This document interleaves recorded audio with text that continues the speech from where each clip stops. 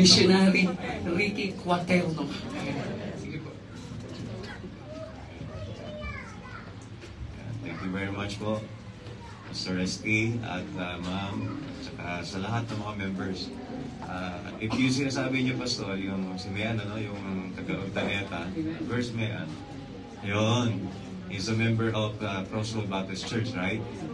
Crossroad Baptist Church and then Pastor Eddie Galian. And a strong mission partner in Urdaneta. So twice na nakapag-ministry din kami doon.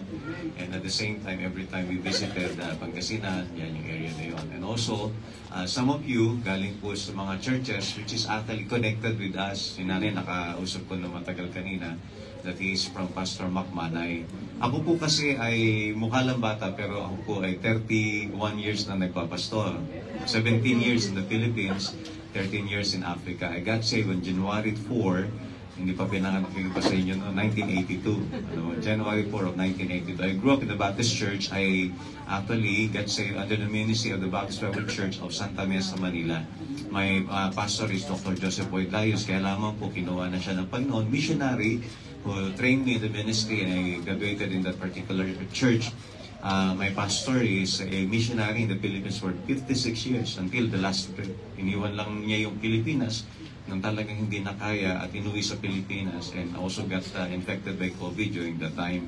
So, December 24 siya namatay 3 years ago. Sa biyaya po ng Panginoon, though some of our pastors and old pastors and missionaries, and I truly, if you're a Baptist Bible believer from the Philippines, most of your pastors, I know them because I've been working in the Philippines, an active pastor and missionary, local and foreign, until such time the Lord called me and my family. I was called to October 10, 2010.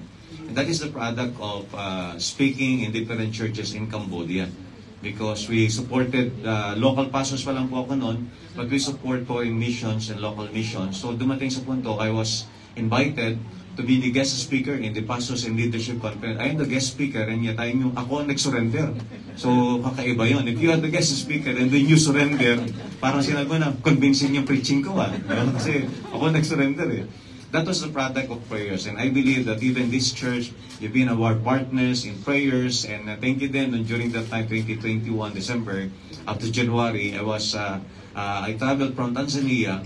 At pagdating ko po dito sa may Dubai, hindi po ako na swab test na positive doon sa Tanzania. So negative ako doon. When I entered Dubai, so dahil mag-e-expire yung swab test, ang dami ko kasi dinaanan. Yun ang pinakamahirap. 5 bansa dinaanan ko, makatravel lang.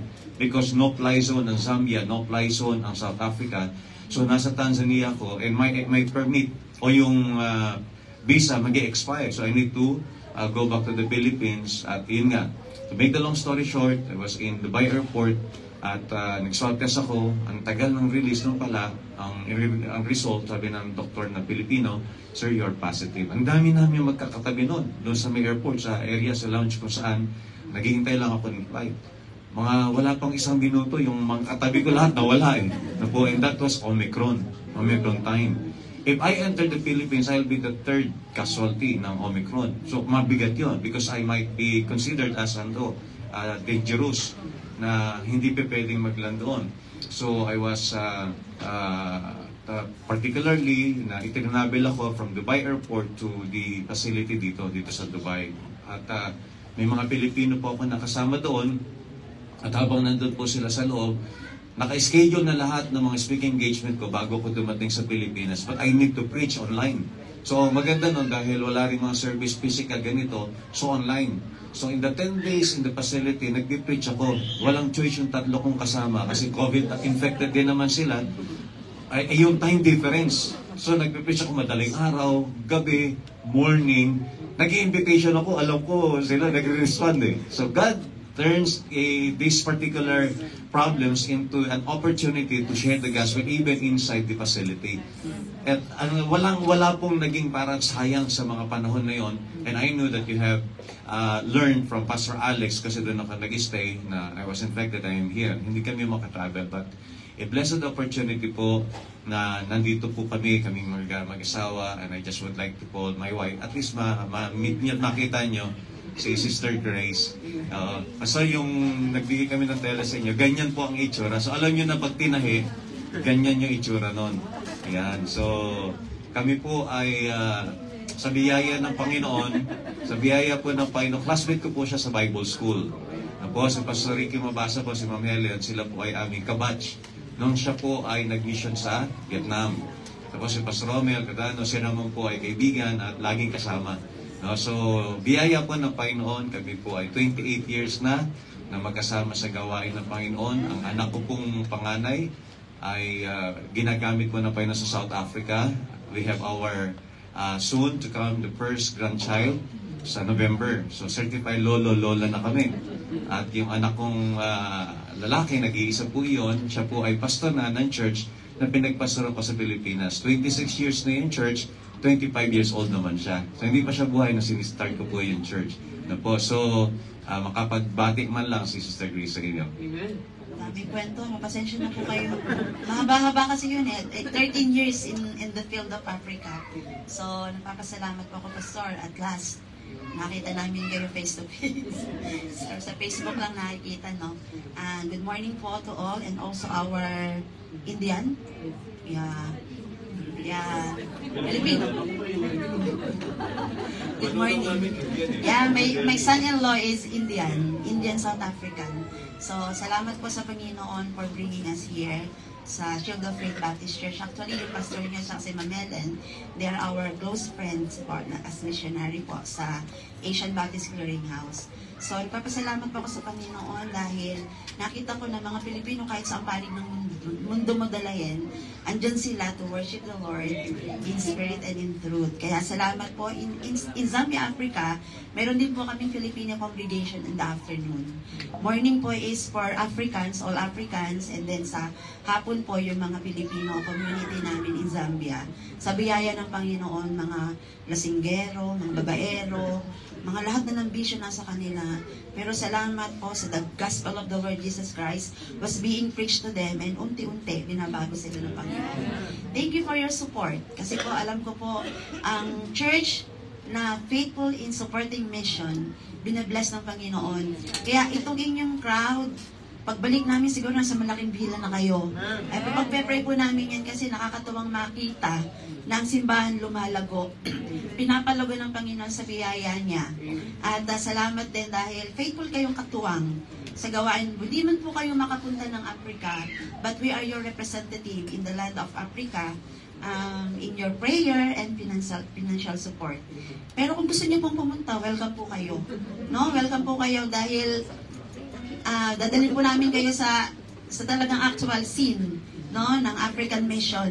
So, makikita niyo po mamaya yung aming ministry through the video presentation. And Pastor Resty and Ma'am Rose, salamat po sa inyong kabutihan sa amin. And good morning to all. At sa mga kababayan po na taga Rizal, salamat nakita ko kayo. I'm from Lagundi, Morong. And those brothers, saan ka? From Tanay. Salamat po. At least yung mga kadugo ko dyan, mga kabagang San Roque sa Ring-Ring, nandito pala sa Dubai. Salamat po sa Panginoon. God bless po. Nanonood po muna tayo.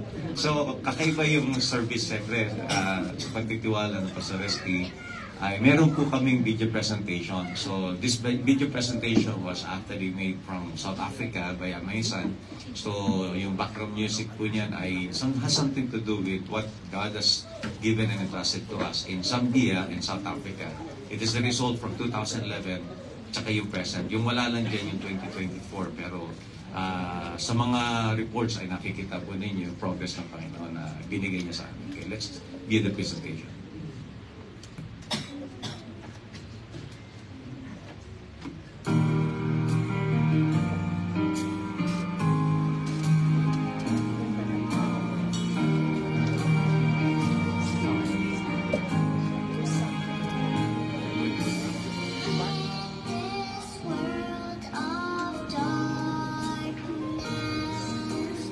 We are given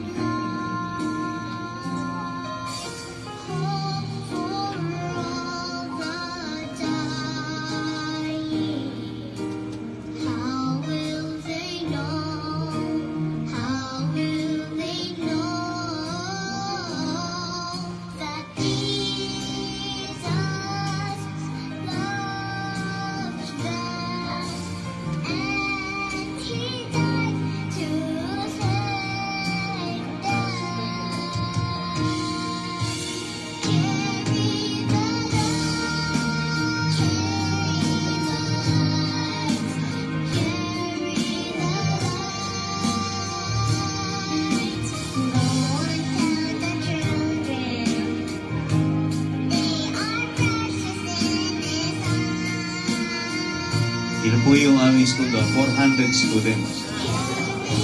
Ang mga good news class po yan.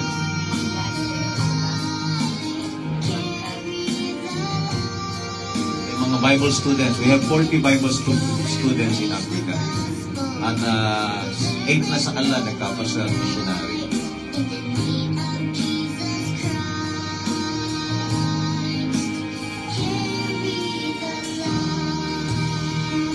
Ito po yung aming gift giving and feeding program every December.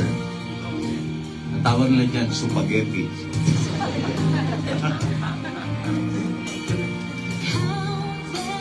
Ito po yung funeral, mga 400 to 500 po nakadalo dyan. Baptism. So, dun po sa latest na 6 church na we have established, we have baptized 90 baptism. Ito po, 2 years ministry po. Pag-anim po ito sa church na na-establish na po. Ito po ay missionary to Malawi na po siya. Tapos Bible student yung isa. Pinakamatanda namin na baptized sa Africa, 82 years old. Ninisip ko namin sa football, sa mga bata. Ako po yung commissioner ng liga doon sa lugar ng Africa. Yan, Arnis. Yan. Tuturo din po kami na aris. Tawag sa amin doon ay Jackie Chan. Kung po master tawag sa amin doon. Pastor Belisilda sa Zambia yan. Puro kami missionary, Filipino missionaries yan. Ang ministry po ay partnership. Tandaan po natin na partnership po yan. We partner together, striving together for the faith of the gospel. We have purchased one property dito yung Tataying Building and Church. 1,000 square meter. Ito po yung church namin sa Montalban. Ang pastor na po din yung aking anak na lalaki. He is a licensed mechanical engineer. Kasi kapastor din po siya. Ako po ay, marine engineer po ako by profession, seaman. Pero hindi po, may seaman ba dito? Yan, So, mga kasama po namin na ang aming buong pamilya na nagpunta kami na Africa. Wala kaming iniwan maski isa. And those years, 13 years is all by the grace of God. Because what we are by the grace of God. Yung tema ninyo is Man of God, tama. Pero ikukunin ko yung message ko doon sa Man of God ngayon. The message na kukunin ko is the man, the mission, and the Messiah. No? The man, the mission, and the Messiah. Pero ibigay kong outline kay Pastor. So alam niyo naman, bilang pastor, bilang professor din sa college, yun lang, medyo kikwentuhan ko ng konti. How the Lord called an unworthy man like Saul before po siya mag-convert. He is like us. We are unworthy.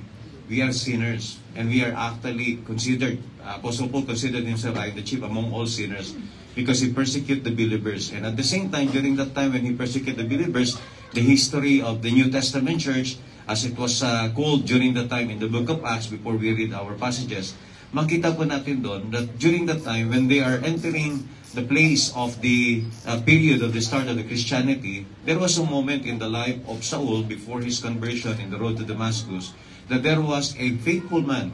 He is a man whose name is Stephen. And Stephen preached the word of God boldly, and most of those who listened to his preaching were offended because he preached even saying that you are the one who killed the mighty one, the Holy One. He speaks about the Lord Jesus Christ, the Messiah. And during that time, he's stoned to death. And in the book of Acts, chapter number 8, there was a persecution that had happened. Saul was consenting unto his death, and at that time, there was a great persecution that had happened in the church which was at Jerusalem. So some of them scattered abroad through the region of Judea and Samaria. Notice the name of the places, Judea and Samaria. In Acts chapter 1, verse number 8, the Lord Himself, before He ascended up into heaven, He said that Ye shall be witnesses unto Me both in Jerusalem, in Judea, in Samaria, and unto the uttermost part of the earth. But the problem with the believers, they were so comforted to stay in Jerusalem. And they had forgotten the mandate, the commission of the Lord Jesus Christ to go into, not only in Jerusalem, which is our Jerusalem, considered to be our place, or the headquarters of the church during the time in Jerusalem. But they need to go to the regions, to the other provinces, to the other cities and villages, and also to reach out the regions beyond, or the uttermost part of the earth. So God allowed persecution to happen in the church at Jerusalem. So they were persecuted to the point that even Apostle Paul, before his conversion, he was actually traveling, and then during that time, he went as far as traveling to the place of Damascus to bring back the believers bound. And to the worst, kill them. Or imprison them, torture them, and kill all of them. Because he is offended knowing that the followers, because there is no such thing during the time that they were called as Christians. They were just called as disciples, followers, or of people of the same manner, living and following the Lord Jesus Christ. So during that time, they have experienced persecution in the book of Acts. And then in the book of Acts chapter 8, verse 1 to 4, and especially verse 2, and the both men carried Stephen to his burial and made great lamentation over him, and for Saul he made havoc of the church, entering into every house and hailing men and women, committed them to prison. Therefore, they that were scattered abroad, these are Christians, went everywhere preaching the word. So persecution did not actually stop the believers to continue what the Lord Jesus Christ had commanded them. The command is to go and preach the gospel. That is why the message that we will be studying this morning has something to do that our mission is still the same. We do not change our doctrine. We push on and continue with what God has given us and the mandate that God has entrusted to us. And I would like us to stand so that we can read the passage of Scripture. And this morning, I would like us to open our Bible in the book of Acts chapter 17, 30 to 33. And also 2 Peter chapter 3, verse number 9. Acts chapter 17. Let's read together in Acts chapter 17, verses 30 up to verse number 33. Okay, if you are there, let's read together. Acts chapter 17, 30 up to verse 33. Ready? Go. And the times of this ignorance God winked at, but now commanded all men everywhere to repent, because he had appointed a day in the which he will judge the world in righteousness by that man whom he had ordained, whereof he had given assurance unto all men, in that he hath raised him from the dead. And when they heard of the resurrection of the dead, some mocked, and others said, We will hear thee again of this matter. So Paul departed from among them. Let's read 2 Peter chapter 3 and verse 9. 2 Peter chapter 3 and verse 9. And as we read, let's read together 2 Peter chapter 3 and verse 9. Ready? Go. The Lord is not slack concerning his promise, as some men count slackness, but is long-suffering to usward, not willing that any should perish, but that all should come to repentance. Shall we pray? Our Heavenly Father, Lord, we come to you with a humble heart, begging, O God, first of all, to thank you for the life that you have given us and the opportunity for us to worship together in this place. Though we as a Filipino, that we are here as a foreigner, working here in this place, in this country, and yet, Lord, you allow us to worship with freedom. And at the same time, Lord, that in the future that we are praying that not only the United Arab Emirates people will know you as their personal Lord and Savior. There is nothing impossible with you. Though we are separated by time distance from our families, relatives, and ministries in Africa and even in the Philippines, but we are here together, and as I pray that you bless abundantly, spiritually, physically, and even, Lord, as you give us the opportunity to study together your word, may you bless the word and also the ministry, and especially bless the family of Pastor Resty, Rose, and even, Lord, the blessing of all our brothers and sisters here, including our first-time visitors, Lord. Grant unto them the wisdom and the blessing and the Holy Spirit to move them and touch them, O God, so that they will come to the knowledge and the saving knowledge of our Lord and Savior, Jesus Christ. Thank you even, Lord, for the opportunity to preach your word in this pulpit. Thank you, Lord. In Jesus' name we pray. Amen. Thank you. You may be seated. The book of Acts chapter 17, as we study it in the history, it is the time when Apostle Paul went to the place of Athens, in particular in the place of Marseille. And he stood in the midst of these people who were superstitious. They were superstitious and to the point that they have religion, but they don't have relationship with the Lord Jesus Christ. And they do not regard Jesus as their Savior. So most of us, we are connected with this type of belief that we possess a religion, but we don't have the assurance of salvation. And neither that we already grew up in that particular religion, because if you find these people in Marseille, in Athens, you will see them that they even put an altar with the inscription that says, to the unknown God. And for Apostle Paul, that is an opportunity, the man of God, put that into an opportunity to proclaim to them, who is that unknown God? So reversely, he said, that ye ignorantly worship Him, I declare I unto you. Him declare I unto you. That is why he preached the word of God. He preached about God, who is the Creator, and we all know that we believe in the blessing of creation, while others are putting themselves into a belief of evolution. But the Bible declares from Genesis chapter 1 up to the book of Revelation about God. And Apostle Paul declared to them, who is that God whom they ignorantly worship. And at the end of this preaching, he said in verse 30, and the time of this ignorance God winked at, but now commanded all men everywhere to repent. Always remember that even in the book of 2 Peter chapter 3 verse 9, he said, the Lord is not slack concerning His promise, as some men count slackness, but is long-suffering to usward, not willing that any should perish, but that all should come to repentance. This morning, regardless of our nationality, the only person that is not a Filipino here maybe is our brother from India. But all of us, we consider that salvation is granted and given, and opportunity is given for everyone to know that Jesus loves them and Jesus died for them, is that for all one, everyone around the world, Jesus died for all and Jesus saves. That is why He saved not only for the Filipinos, He saved for the and by the grace of God in the future, our grandson, because it is already confirmed, it is a boy. So our first grandchild is a boy. So we are praying because my son-in-law, yung father niya is a pastor also. So siya yung dean, assistant dean ng college. So my daughter, who surrendered to be missionary also in Africa, though she is a lady, now they are serving the Lord in South Africa, and now they went back to the Philippines, and in the future, this November, so our first grandchild is maybe one-fourth na, or one-fourth or one-half Indian, South African yan, because both parents were Indian. But always remember that India right now is the largest in population in the whole world. 1.45 billion, India alone. And China is 1.42. So you already, by numbers, mas mataas na sila ngayon. So that is why the opportunity to preach the gospel, not only to our Filipino brethren here in this country, but also to reach out other nationality. Always remember, yes, there is a restriction. There is fear. But nothing is impossible with God. Amen. God can use you not only verbally, but through your testimony, that they can see the difference who Jesus Christ in your life is. Amen. Though we are not speaking to them verbally, but through our lives, our testimony, they can see the change that had happened in us. It is all because of God. It is all because of God.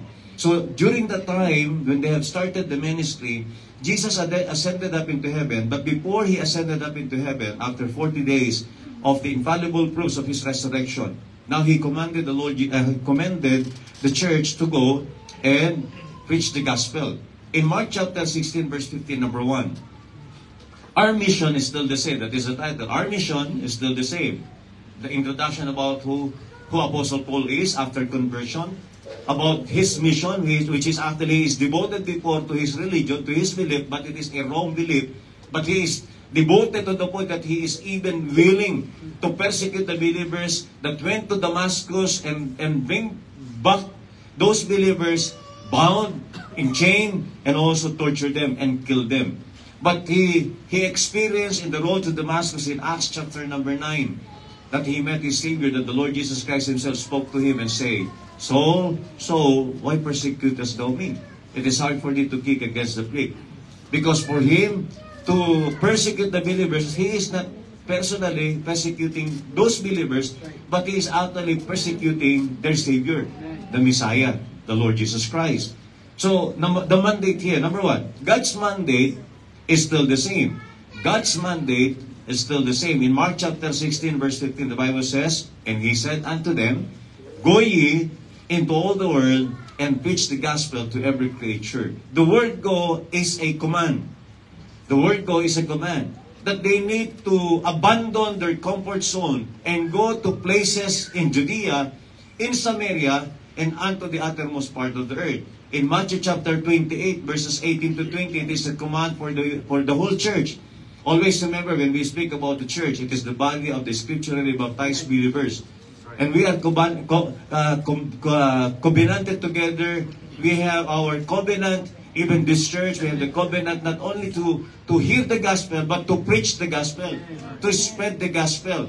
That is why if there is a restrictions of verbally speaking the word of God, or even distributing gospel tracts to some people, or limited to some people in this country, but always remember, we have some people watching us, maybe your employer watching us, or your workmates watching you, and they can see the difference of your life compared with other people. If it is only for money, na nilagay kayo ng Panginoon dito, pwede naman kayo yumaman sa Pilipinas, maski hindi kayo nagpunta dito eh. Kasi naniniwala ko, if God really wants to bless you, He will bless you everywhere. And He will fulfill His desire and His plan wherever you go. Sabi ng mga kapwa ko, pastor, which include your pastor and which include some of the pastor, even Pastor McManay during that time, sabi niya, ito pastor, ito 17 years sa may Pilipinas, nagpastor, ang ganda ng ministry. Yung property na, may building na, may sasakyan na, and I work in the government. So, kumbaga, yung exposure in evangelism, medyo sensitive yung position ko doon sa government noon eh. I'm the head of the Municipal Anti-Drug Abuse Council, connected with PDEA at saka Dangerous Drugs Board.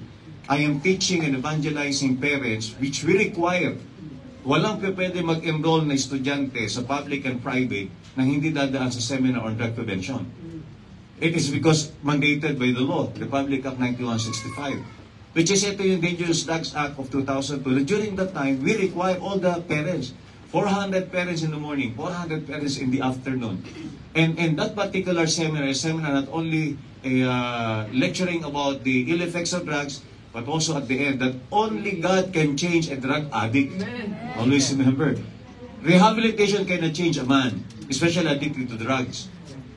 Maski sabihin natin, dali mo niya sa church. Yung church namin parang naging rehabilitation center. Pag nahuli kami mga estudyante nagda-drugs, sabi nila, dali mo kay Pastor Ricky yan. Kaya ang daming umaattend sa amin na mga nahuli, instead of diretso sa may rehabilitation o sa kulungan, I invite them and also require them. Sit down, take notes. Sabi mo mga bata nahuli namin nagda-drugs sa school, nagda-take notes sila. After nung message, pipirmahan ko yung notebook, papakita sa principal. Kasi sabi sa kanila, ano gusto mo? Kulong, rehab, o church? Wala siyang choice. Church siya. Eh ako yung pastor. Ako yung pastor doon sa church.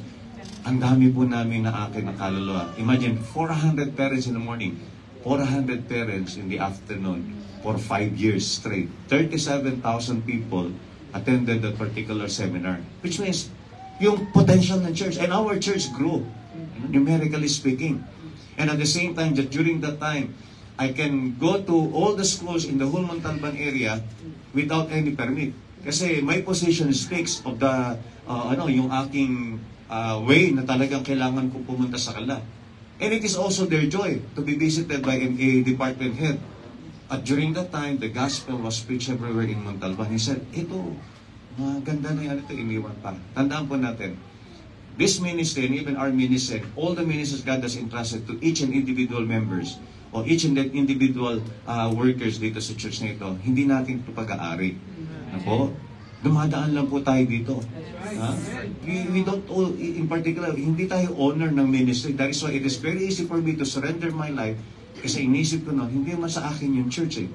Iniwan ko yung church, booming yung church, pero sabi ko, Lord, dali mo po ako kung saan mo po ako pwedeng gamitin. And the rest is history. Iniwan namin yung Montalban area, kasama ko buong pamilya at wala kaming iniwan, maski isa sa aming mga anak. And they appreciate and love the ministry more nung nasa may mission na kami. Kasi we have so many workers in the church in Montalban, pagdating doon sila yung worker. So nothing is utterly in vain, no? Na parang nawalang silbi nung nag-mission po kami sa Africa. It is all by the grace of God. It is the same when they obeyed the commandment of the Lord Jesus Christ for them. It is the product of persecution. That is why the history of Christianity in the New Testament, especially in the book of Acts, they were products of persecution. It is not just a persecution, it is great persecution. And these persecutions tend that even those believers, they were tortured, they were put to dungeons, and there were history during the time of the Dark Ages that 13 miles of a stake, mga tulos yun. Ang nasa taas ng stake na yon is head, mga ulo ng mga believers. That was during the time that they really tortured, they killed believers. If you are known to be believers during their time, you are subject for execution to the point na talagang patayin. If you will study even the death of all the apostles, they died. Some of them they were killed. Some of them yung skinned alive. Yung iba pinugutan ng ulo. Yung iba tinapos sa mababangis na hayop, pinakain sa mababangis na hayop. Yung punto na sabihin natin pag Kristiyano ko during that time, hindi ko maginhawa. Maaring dito may mga cases tayo dito na parang iniisip niyo para patago ang Christianity. Pero tandaan po natin, yung during that time, mas matindi yun sa kanila. But they were mandated, they were commanded to go and preach. The mandate is to go. And also in Acts chapter 1 verse 8, the mandate is to be a witness. We need man and woman of God to propagate the gospel, to go and share the gospel. And the Bible says in Acts chapter 1 verse 8, "But ye shall receive power after that the Holy Ghost has come upon you." It is the empowerment of the church during the time in the book of Acts. They were empowered. Apostle Peter preached the word of God and many souls got saved. And during the time in the book of Acts chapter number 2, that after they have received gladly the word of God, they responded to the message of the gospel of the Lord Jesus Christ, and after that there were 3,000 souls got saved, and they were what? Added unto the church. So those particular members of the church that started with the Lord Jesus Christ with 12 people, and one of them is a traitor. One of them is a person who even sold the Lord Jesus Christ for 30 pieces of silver. A person who denied Him, and also a person who become a traitor. But those people, they started with Him, and for 3.5 years, the Lord Jesus Christ taught them many things and exemplified to them the value of humility, the value of obedience, the value of sacrifice. And yet, because of that, they are staying in the place of Jerusalem, and they forgot what Jesus still told them in the book of Matthew 28 and even Acts chapter 1. Tingnan niyo yung difference. Acts 1 up to Acts chapter 8. They were living comfortably, and they don't want to abandon the place of Jerusalem. They comfortably staying in one place. And then persecutions that happen. And many souls of the believers becomes the seed. Naging, kumbaga sa panahon na yon, maraming namatay ng mga Kristiyano, yung blood nila naging seed for the gospel to propagate in different places. So the blood of the martyrs, the blood of the Christians becomes a seed, so that the gospel will be propagated, will be planted in different places like Judea and Samaria. That is why in the book of Acts chapter number 8, ang makikita po ninyo, they went to the place of Judea and Samaria nung nagkaroon na ng persecution. Nasaan sila nung walang persecution? Jerusalem lang. Anong ibig sabihin nun? They were disobeying the command, the mandate of the Lord Jesus Christ. Always remember, it is the mandate coming from our Lord Jesus Christ. So they went to Jerusalem, to Judea and Samaria, and unto the uttermost part of the earth. Number 2, God's message is still the same. God's message is still the same. Our doctrine in the Baptist distinctives, first letter is B, biblical authority. Right. In the biblical authority, we believe that the Bible, the Word of God, not only consists or composed of the Word of God, but it is the very Word of God. That's not only composed or consists of the Word of God, contains the Word of God, but is the very Word of God. In John chapter 1, verse number 1, in the beginning was the Word, and the Word was with God, and the Word was God. And that Word was manifested in the flesh in John chapter 1, verse 14, the Lord Jesus Christ, the Messiah. So you can see here the connection. God will use a man. God will always raise a man that He can use to propagate the gospel. Tanda po natin, kung hindi tayo ang gagamitin, may gagamitin ng Diyos na iba. Pero mas maganda nang tayo kabahagi ng gagamitin ng Diyos, saan man tayo dali ng Panginoon. At tandaan po natin, our Christianity is not exclusive only that we are Christians in the Philippines. Your Christianity is actually, you are Christians everywhere you go. That is why when you reach any countries, when God puts you in another country, whether it be by employment, you go there also bringing yourself as a testimony, as a witness for Jesus Christ, bringing the gospel, sharing the gospel, and also exemplifying, and by means of your testimony, that you will be the light and the salt of this earth, that they may see Jesus in us, that they may see the good works, which is the product of our being saved. Hindi tayo gumagawa ng mabuti para maligtas. Ang Kristiyano, kung meron man dapat pinakamabuting tao, maayos na tao, matinong tao, Kristiyano po iyon. Mga mananampalataya. So that they will see Jesus in us, and we will exalt and edify and exalt the name of the Lord Jesus Christ. So which means during that time, the message that they proclaim is still the same. The book of, in number 1 is Romans chapter 1 verse 16. The Bible says, "For I am not ashamed of the gospel of Christ." What is the gospel? The death, the burial, and resurrection of the Lord Jesus Christ. Always remember, Jesus died for you. Romans 5:8. "But God commended His love toward us, in that while we were yet sinners, Christ died for us." And who are you for Jesus to give His life for you as a ransom propitiation for your sin? Who are we? We are just a dirty and filthy rags, according to the book of Isaiah. Maraming basahan, hindi ka tanggap-tanggap. If you will define the filthy rags in the book of Isaiah, it is likened unto a person who has yung sakit na ketong. Yung pagketongin ka during their time, pinandidirihang sakit yun. And the cloth that they are using for leprosy, so they will scrap it into their skin. Imagine leprous wound na sa kanyang katawan. And that particular cloth na ginamit ng leprous person, at sabi nga, babalik nila yan. Wala nang gagamit ng cloth na yon, because that is filthy, nakapandidiri. Di ba? So, hindi gagamitin yung ganong klase. And we are filthy rags in the sight of God because of our sins. Maski sino ka man, makasalanan tayo sa harapan ng Diyos, pero sa kabila ng tayo makasalanan, inibig pa rin tayo ng Diyos. Alam niyo, madaling umibig kung kaibig-ibig. Madaling magmahal kung talagang prove mo na talagang tao to karapat dapat mahalin. Pero who are we to be loved by God? Give God the reason to love you. There will be no reason, even a single statement word that you can say to God, "Lord, you love me because I am." Ano idudugtong mo doon? You are worthy? You are lovable? No, we are sinners, we are filthy. And at the same time, the Bible says that we are actually, what we actually deserve is the wrath of God. Eternal condemnation in the lake of fire forever and forever. That is what we deserve because we are sinners. But in spite of the fact that we are all sinners, still Jesus gave His life for you and for me. Because what is the reason? Because He loved you. Amen? He loves you so much. You know, if we will love a person, we will just love a person who is lovable. But Jesus loved us all, and that He gave His life for all of us.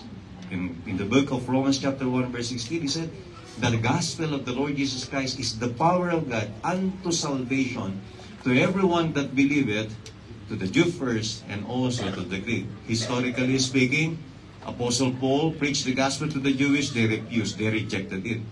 So, ang ginawa ni Apostle Paul, he was actually used by God mightily to go to the Gentiles, and those Gentiles listened to him. At to the point na sila po in Asia Minor during that time, modern day Turkey, noong time na yon, the gospel was preached to that particular Asia or region until such time that from Asia Minor to the place of England, that is our history. Tapos punta ng England, punta ng America, from America, punta ng Pilipinas. Ngayon, ang Pilipinas recipient of the gospel. Before, we are considered as one that needs the gospel, that one that we can say that mission field. But by the grace of God, because of the love of the believers, not only to the Savior, to the Messiah, but to the mission, they sent missionaries. Ano nangyari? Philippines now is one of the strong countries that supports mission and send missionaries. The strength of the church is not based on the sitting capacity. It is based on the sending capacity. Yes, you can have many people in this particular congregation by number. But if you are not sending and supporting mission, you're still lacking something. That is an ingredient for a growing church. You kill the church by stopping soul winning, the church will die. Yun ang mangyayari. If you remove your ministry, evangelism, sharing the gospel, discipleship, because it should not start with just soul winning or evangelism. Yes, we have the stake of evangelism, but it should be balanced ministry. There should be soul winning or evangelism, but also there should be discipleship. Teach them, disciple them, because we cannot expect a Christian to grow without the preaching, teaching of the Word of God. Because faith cometh by what? Hearing, and hearing by the Word of God. So which means, during the time when they are listening to the gospel of the Lord Jesus Christ, they grow. But not only that they grow, but also in Mark chapter 16, verse 15, they understand that the gospel must preach and must be given to all, to every creature. Mark 16:15 says, and he said unto them, go ye into all the world. They were so comfortable to stay only in Jerusalem, and God allowed persecutions to happen, and that persecution tends that all the believers, they went forth and go to Judea, in Samaria, and unto the uttermost part of the earth. That is why when you study the lives of those apostles after the persecution, they spread abroad. And even believers, they went to different places to preach the gospel of the Lord Jesus Christ. In the book of 2 Corinthians chapter 10, verse 14. 2 Corinthians chapter 10, verse 14. I hope, hindi naman po siguro kayo hinihinga sa salita ko, ano po? Hindi naman po. May nag-comment sa akin na po, sabi, saan ba yun? Sa Glory Chat tayo. Sabi niya, Pastor, hinihingal kami sa ano mo. Kasi parang ginano ko sa yung period eh. Ang bilis eh. Ako po ay product ng ACE Philippines. We were the first student of the ACE Philippines, 1978. Diba? Oo. Kasi ang Pastor Delbert Hugi, which is the director, anak siya ng aming pastor, Frank Hugi. Kaya all the missions of the church in Santa Mesa, they started the accelerated Christian education. Yung time na yon, when we are doing our cases, binubura pa namin yung ganun ang yung mga simula. Binubura pa.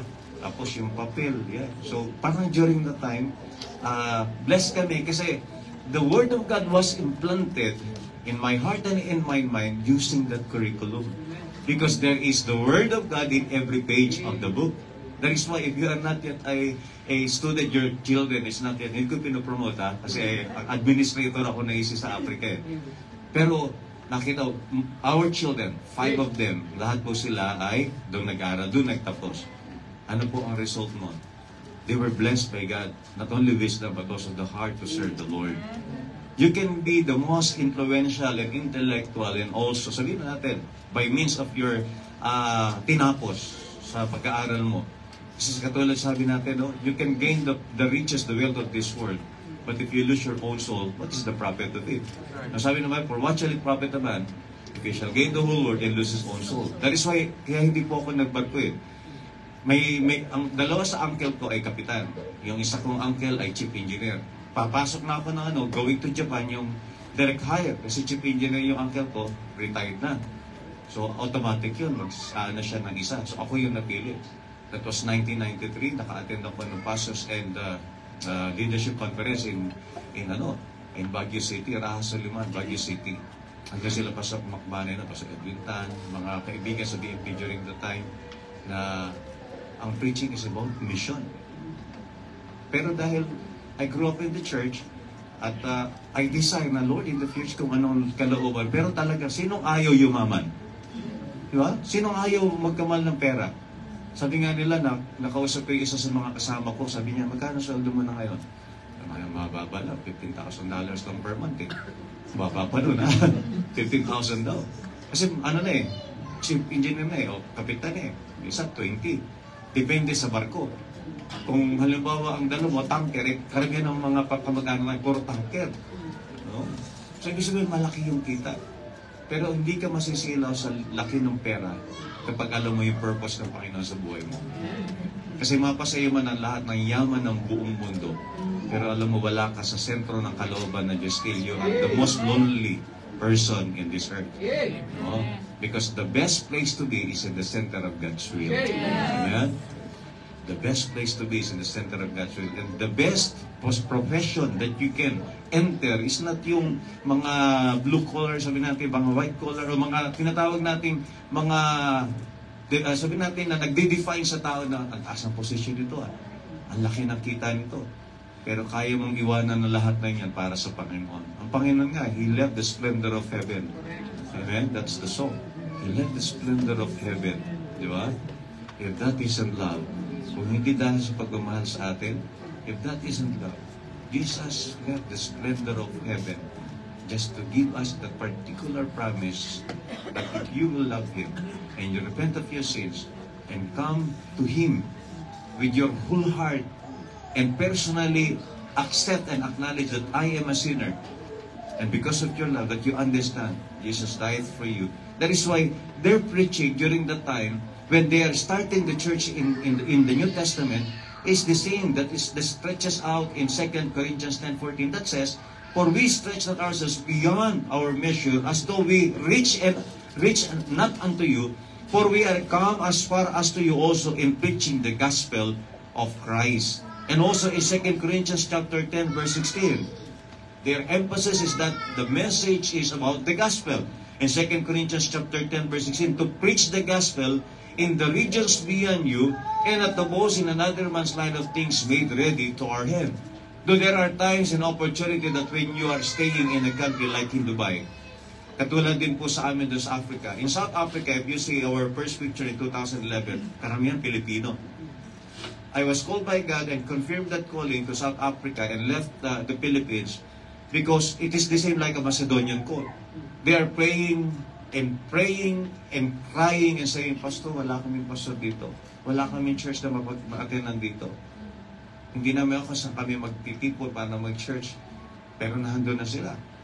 Even though most of the Filipinos din pagdating doon, talagang pag wala ang Panginoon sa kanila, ang salita ng Diyos, masama na ang buhay nila sa Pilipinas, masasama ba pagdating sa ibang bansa? And we know that. Yung temptations, lahat pinakyaw eh. Nasa kanila yung sugal, nasa kanila yung alak, nasa kanila yung babae, yung iba nang lalaki, yung iba nang bababae. So dumating sa punto, sabi ko, ang buhay ng tao nito wala sa Panginoon, mas lalong sasama pagdating sa ibang bansa. Sometimes you're a Christian in the Philippines, but you are acting like an un-Christ, diba? Life pagdating sa ibang bansa. So they need the gospel. So I went there, surveyed the area. Pagdating ko po doon, first day, pagdating ko pala, Bible study na kagad. Ang maganda po kasi matagal ako nagpaso sa Pilipinas, wala nang honeymoon period sa mission field. Ibig sabihin, wala nang yung nagtatry ka pa lang kung anong gagawin mo doon. Pagdating po doon, they schedule my 45 days. Araw-araw, parang walang nasayang na oras. Kasi alam ko, kailangan nila yung salita ng Diyos. Yung para bagang ang tagal mong na-miss yung balot. Di ba? Tapos pagdating mo doon, may balot pala doon. Parang ganun ba? Yung ang sarap na pagkain, na na-miss mo ng matagal, tapos pagdating mo doon, pinakaya mo sila ng tunay na salita ng Panginoon. Because most of them, and even some of the church, they corrupt the Word of God. No?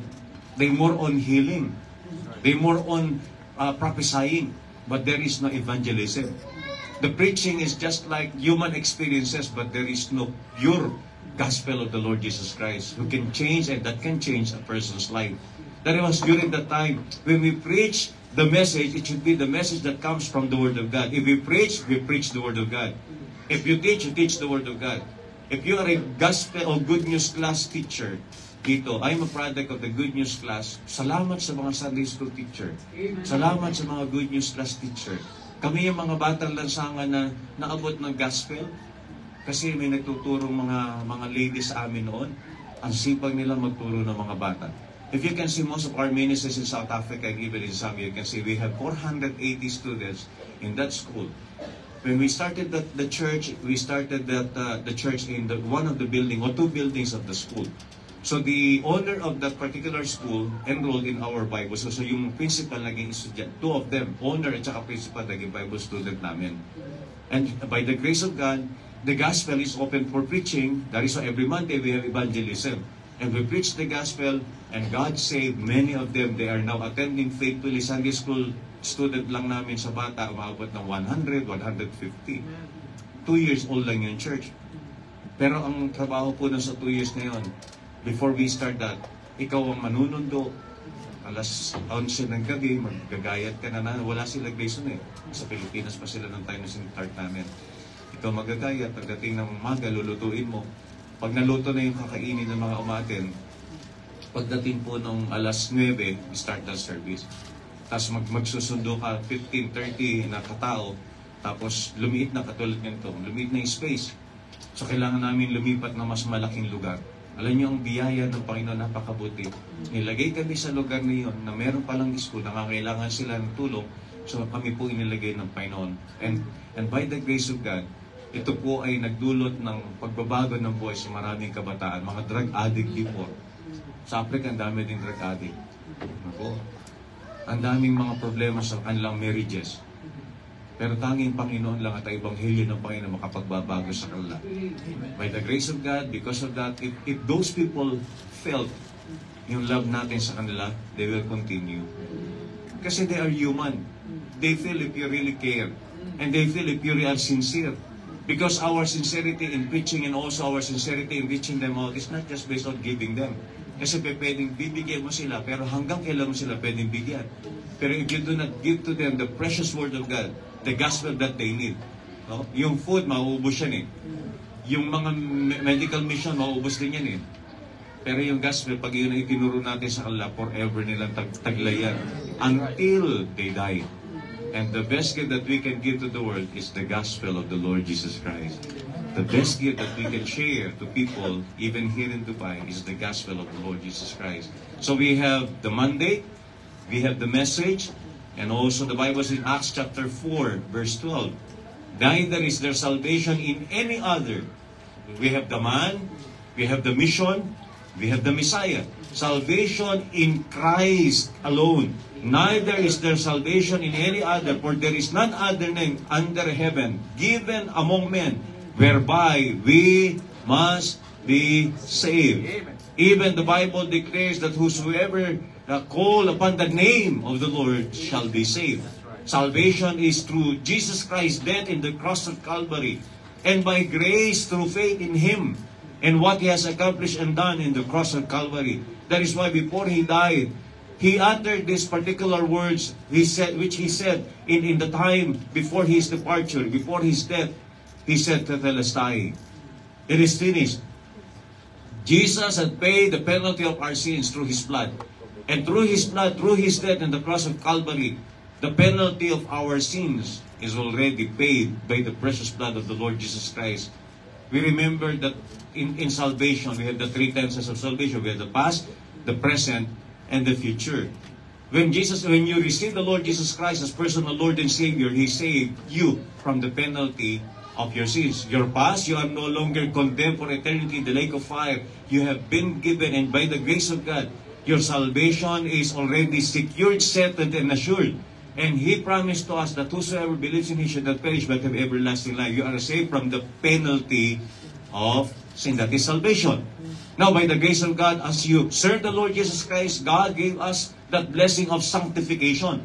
Now, at present, you are not only saved from the penalty of sin, but you are saved from the power of sin. That you should not live no longer in your past life. Because even 2 Corinthians chapter 5, verse 17 says, therefore, if any man be in Christ, is a new creature. All things are passed away, behold, all things become new. You are a new creature in Jesus Christ. Here in this particular congregation, regardless that we have our Indian brother here, thus I have told you that my future, my grandchild is 50% Indian now. So we have the access now that in the future, if my grandchild will be called, hindi pa nga pinapanganak no? Be called by God to be missionary in India. At least may contribution kami for the gospel propagation in the place of India. Supportahin niya pag nag-missionary yun. Hindi pa nga pinapanganak Dinebebutize na. Hindi nakapanghihinayang maski yung mga anak ko.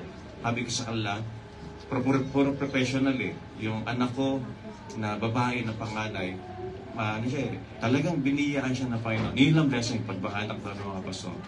Pero nung sila po'y nag-aaral, binigyan sila ng wisdom ng Panginoon. So she graduated among the 500 students in Baptist Theological College of Southern Africa.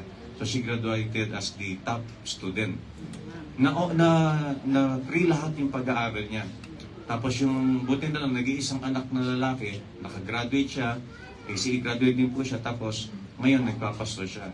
Bagamat syempre may struggle siya dahil bata pa siya, pero yung biyaya lang ng Panginoon for him to stay in the ministry because the pressure of pastoring a 26 years old church and you are 25, and most of those people na pinagpapastoran mo, nauna na sa'yo, matagal na sila. Now you are standing in front of the congregation and most of these people, they knew you even when you were just baby.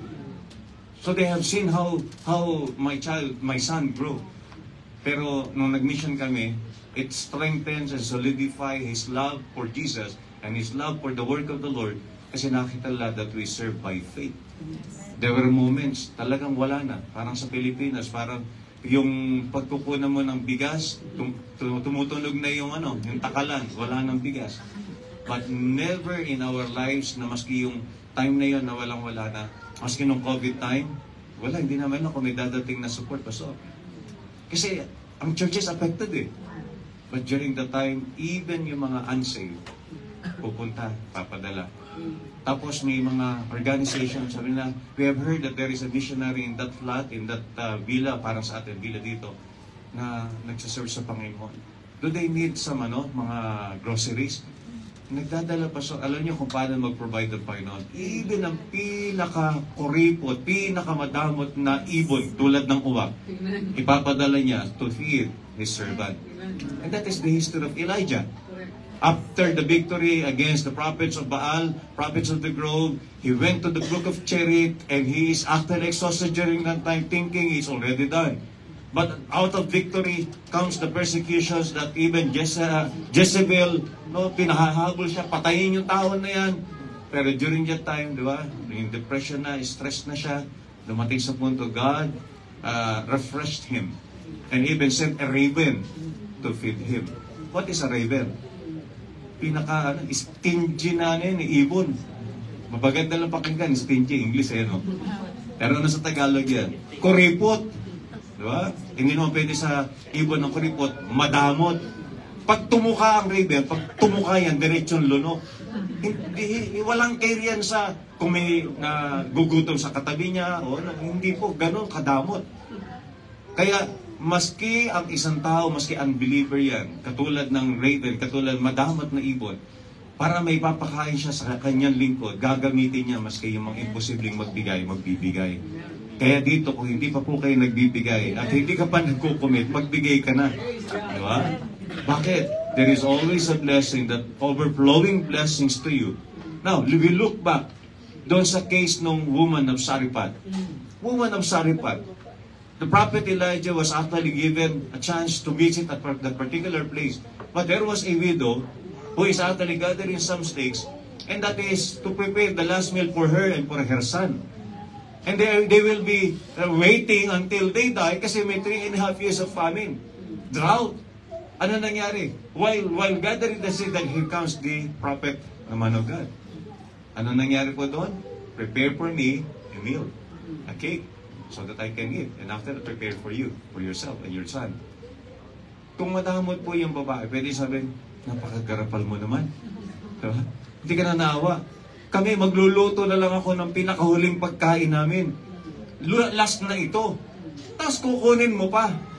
Kapag kung titignan ako kung yung man of God, mahihiya nga naman. Sige, manahin mo na yung anak mo, tsaka ikaw. Ako siguro makapagtitiis pa naman ako. Pwedeng ganun eh. Pero hindi ganun na naging flow ng story. Because the man of God tells that woman of Sarifat that God commanded him. It is God who actually sent him so that he can meet, in particular, the woman of Sarifat. Because there is already God's intervention and plan for the woman of Sarifat to be used by God as an instrument. So that the blessing will flow to that woman of Sarifat and they will experience the blessing, overflowing blessings, the 3.5 years drought and famine in the land. But there is bread and plenty and blessings in the house of the woman of Sarifat because she obeyed and she responded and she trusted the word of God through the man of God. Anong nangyari? She fed, si Elijah, and the rest is history. Lahat ng mga tao sa paligid ng lugar na iyon nagutom. Pero hindi yung woman of Sarifat. Ano sabi ng Bible? Little is much when God is in it. You know, in our history as missionary, there are churches in the Philippines who send support, 3 pesos. Pinakamaliit. 3 pesos. What is 3 pesos in dirham? Kano yun? sabi nila, bigyan mo ng piso yung bata sa Pilipinas. Ano sabi ng bata? Ay, piso lang. Bigyan mo yung naglilimos ng 1 peso. Kuripot naman ito. 1 peso. Diba, parang wala nang value. No? 3 pesos in dirham. Oh, ang liit. Well, kasi 15 or 16 kasi ang 1 dirham eh. How much, my brother? Okay. So, you explain. 20, ano tawag sa coins? Wala na, no? 50 pinos na yung pinakamababa. Which means, there is a church in the Philippines that sent us 3 pesos. Consistent po yun. Every month. Always remember, this is the point. 3 pesos is greater than 0. 3 is greater than 0. May iba you can promise, Pastor, 5 pesos lang ang kaya ko eh. Pero pag ito'y galing sa puso, that little amount of 5 pesos can actually extend one specific bread or biscuit to a child in Africa, that when you give that, in particular, you are partnering. That is why ministry is not sinatawag nating competition. We are not competing with one another. Kung sino malaki, sino mayaman, sino magandang lugar, hindi. Because ministry is not a ministry, it is not a ministry of competition. It should be a ministry of complementing each other, that we strive together for the faith of the gospel. And ministry is not about proprietorship.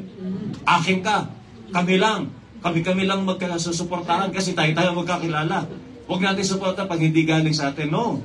Ministry is not about proprietorship. It is about partnership. We partner together because what we are doing in the country of Zambia and South Africa, in the continent of Africa, is an extension of your ministry here in Dubai.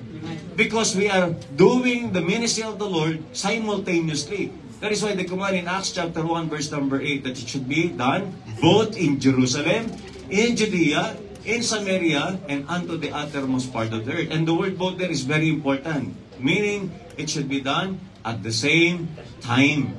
You are doing your ministry and evangelism here and praying for mission and missionaries and financially giving through your faith promise commitment amount. Whatever amount God leads you sa inyong mga commitment, it is actually now sent. And you are faithfully and regularly sending your mission or faith promise support to us.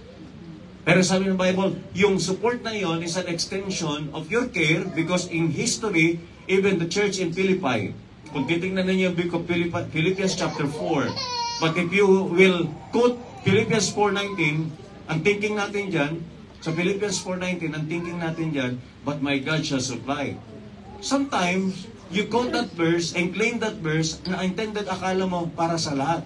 But that particular verse is a verse that says that those people who are given that particular promise in history, they were mission-minded people. And that is the church in Philippi. No man communicated to Apostle Paul concerning giving and receiving but the church of Philippi only.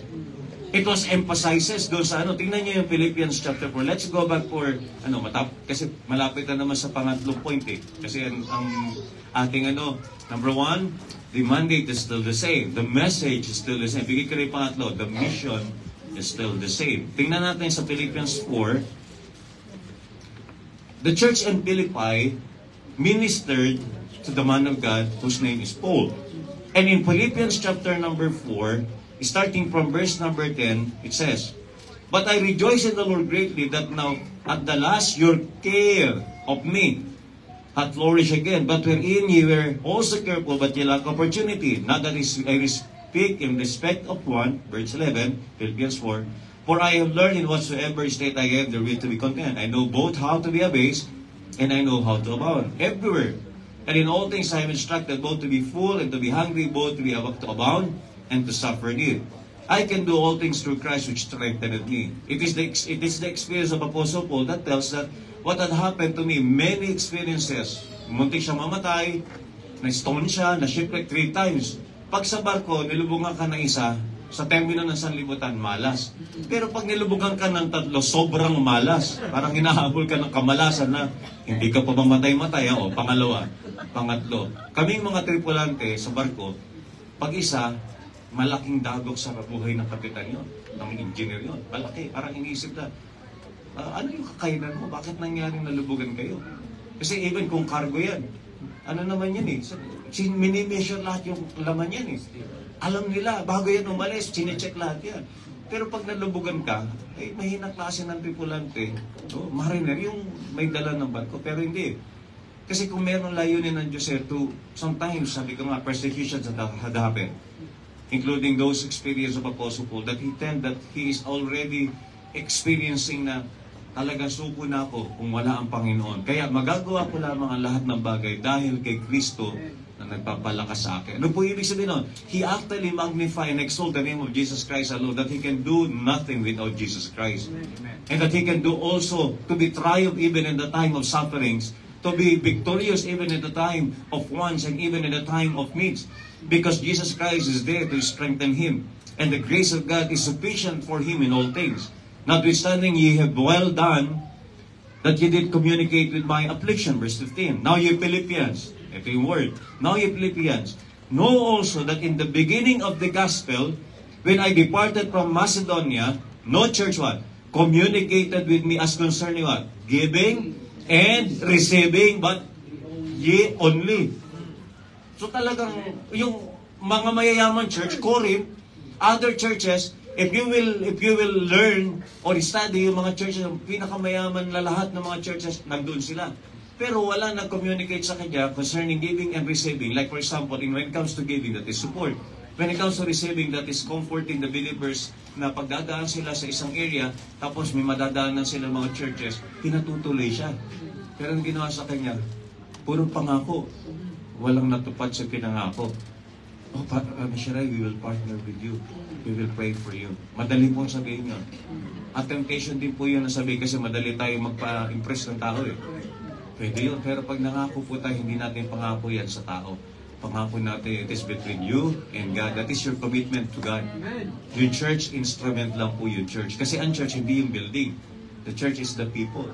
Diba? That even in evangelism, if the church will not go to the people, then bring the church to the people. Diba?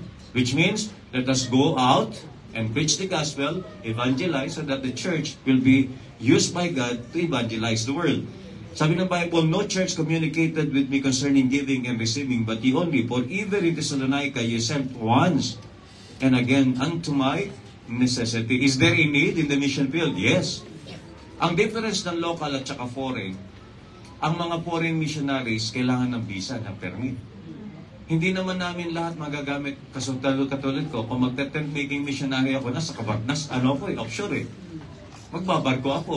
Hindi ka naman pwedeng magpastor na nasa barko. Pwede kung mga tripulante. Pero, limited. Pero may mga iba, na katulad ng mga professions ng ating mga kapatiran dito, o mga pastor, pwedeng gamitin.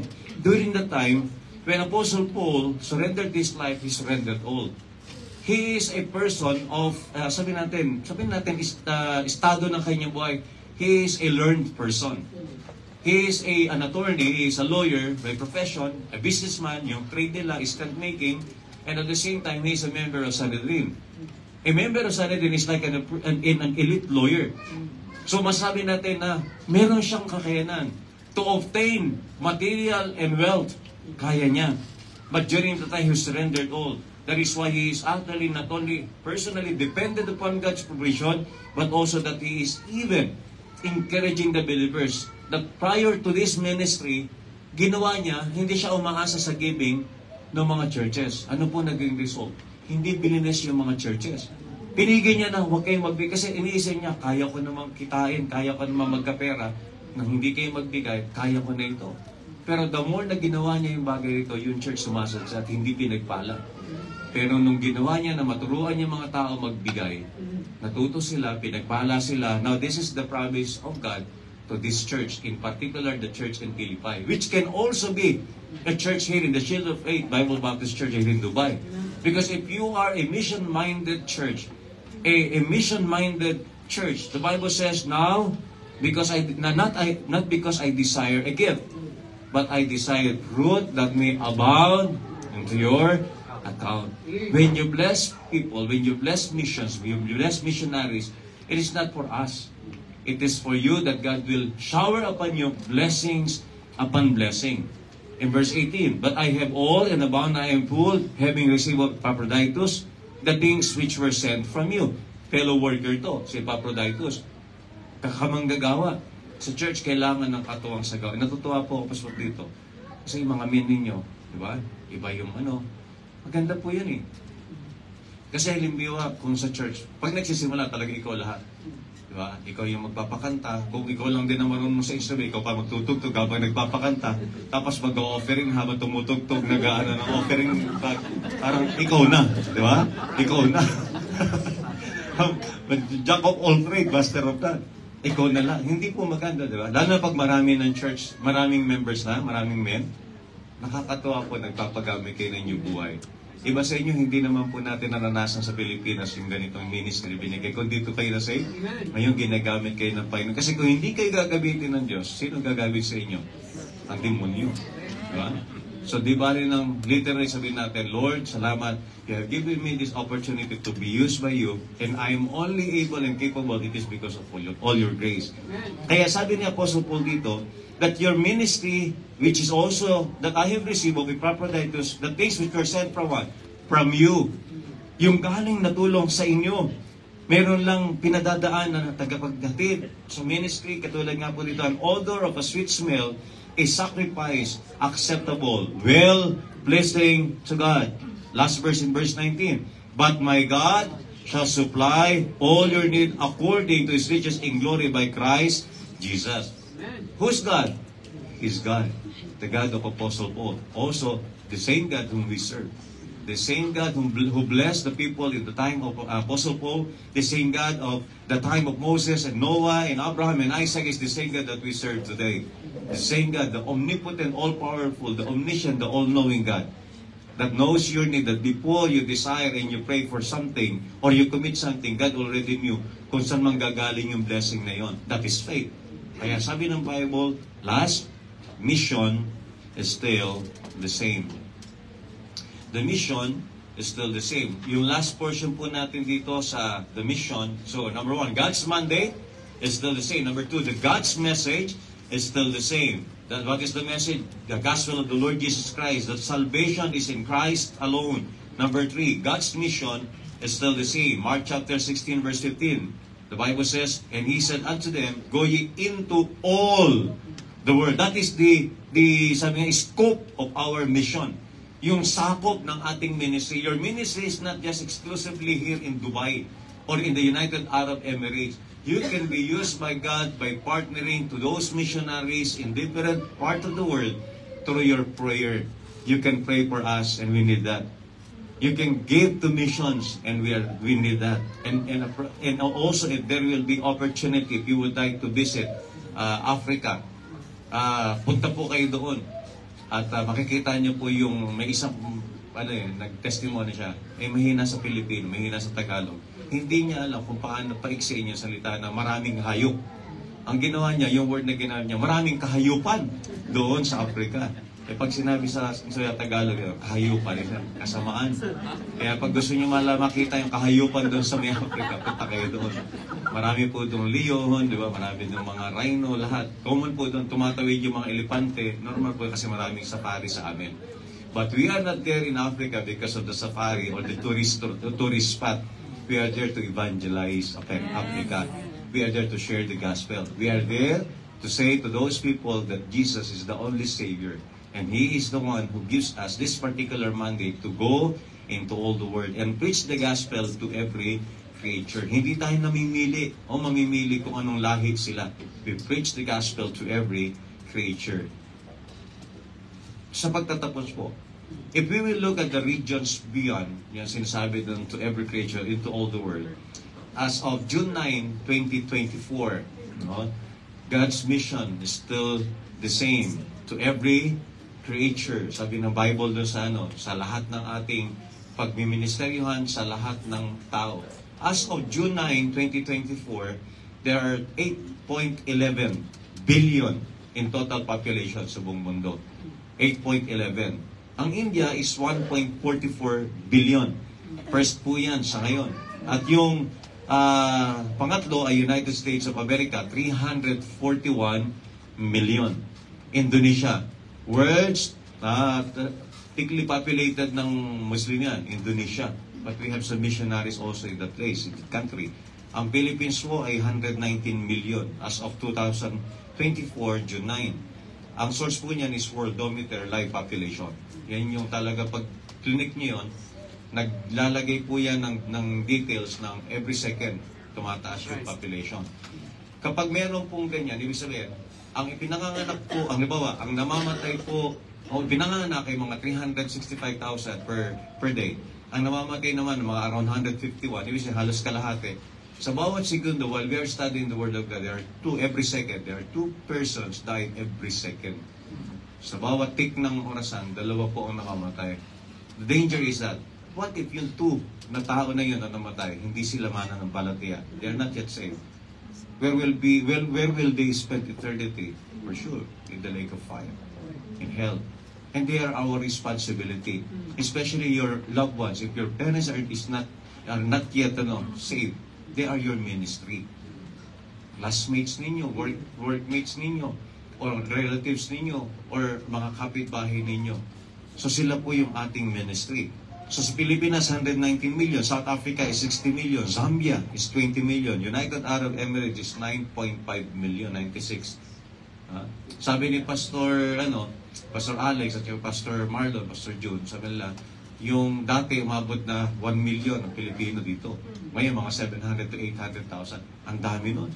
Sa amin po, sa Zambia, mga 3,000 lang ang Pilipino. Pag nakita pa nun, presyo sa amin yun. Pag nakita ko, parang kamukhang parang Pilipino to. Pag binati mo, babati din, kabayan.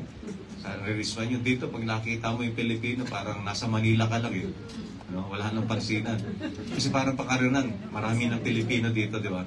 Sa amin po, South Africa, even here, sa Zambia, pag nakakita kami ng Pilipino, tuwan-tuwa kami. Kaya po, our ministry in Zambia and South Africa, we have our ministry in the morning sa mga locals. Tapos ang afternoon service namin ay para sa Pilipino, so that I can preach in our own dialect. But in our church, I preach English, tapos may nag-i-interpret sa akin in their dialect. Tapos meron kaming mga 30 to 40 na mga deaf na ma-attend, and we have also graduate sa Bible school. May nag-enroll sa amin na deaf. Ang mabigat doon, hindi ako marunong mag-sign language.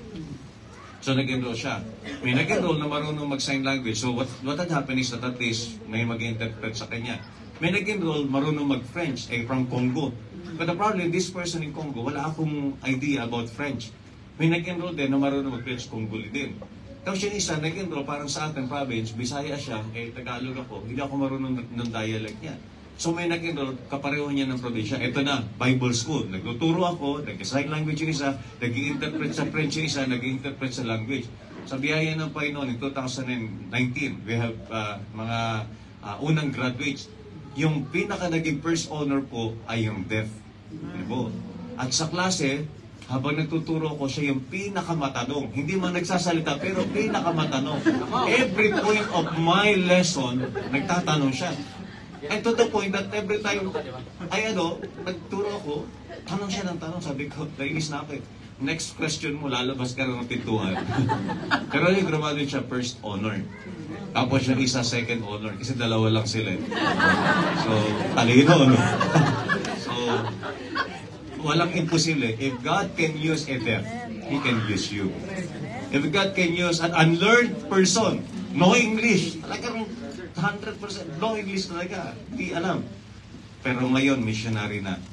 14 hours. Ang mga missionaries pala, we have already sent one missionary to England. From Zambia po yun.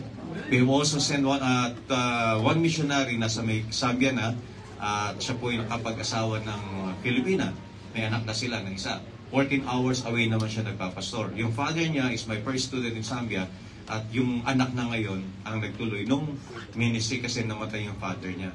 And now, this year, o 2025, we'll be sending missionary to Malawi.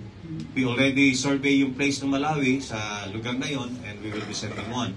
And also we'll be sending another one in the local. So 2 missionaries will be sent and will become batch 2025 in Asian Baptist Learning House. Papunta na po sila ng Pilipinas, ready lang namin.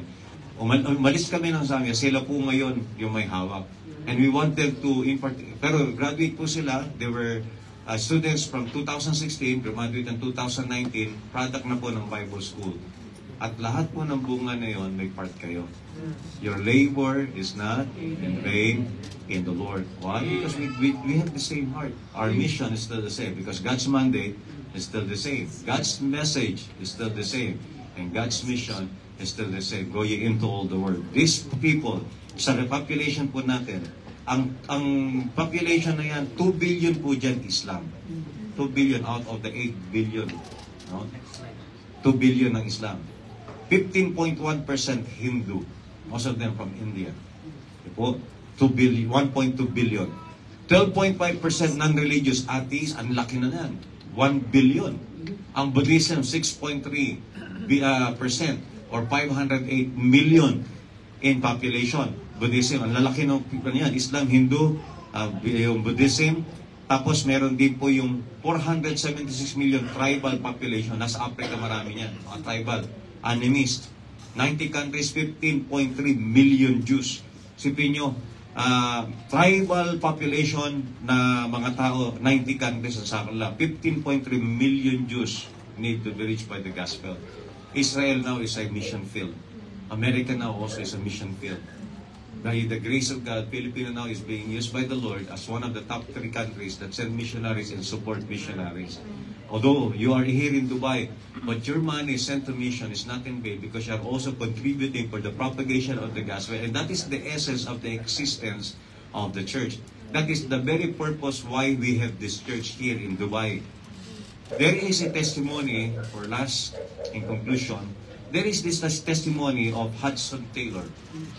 Hudson Taylor, he said, God's word done in God's way will never lack God's supply. He serves as missionary to China for 51 years and had been an instrument of God for bringing 800 missionaries. One person brought 800 missionaries through his testimony to go to the place of China in the country and began 125 schools, influencing these missionaries so that they can build up 125 schools. And they have reached out 18,000 conversion in China in Christianity and establishing 300 mission. One man makes a difference in the lives of others because they fully surrender and they give their lives and their all to missions.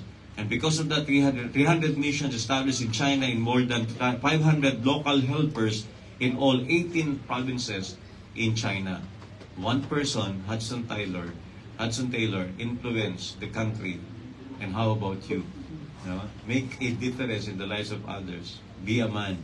No? Be involved in mission. And exalt the Messiah, the Lord Jesus Christ. Let us pray.